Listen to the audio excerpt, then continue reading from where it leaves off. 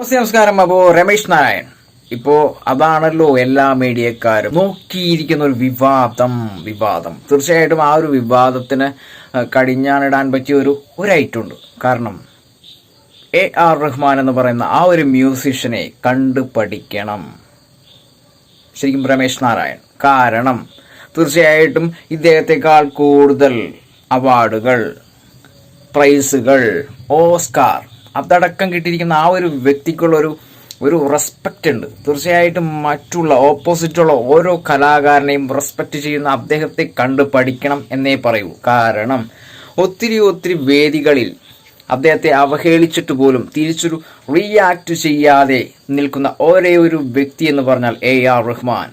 എത്ര വേദികളിലാണ് അദ്ദേഹത്തെ അവഹേളിച്ചിരിക്കുന്നത്. തീർച്ചയായിട്ടും നമ്മൾ ലൈവായിട്ട് കണ്ടിരിക്കുന്ന ഒത്തിരി വീഡിയോസ് ഉണ്ട്. യൂട്യൂബിൽ സെർച്ച് ചെയ്താൽ കാണാൻ പറ്റും. സൽമാൻ ഖാൻ അടക്കം അവഹേളിച്ച എത്ര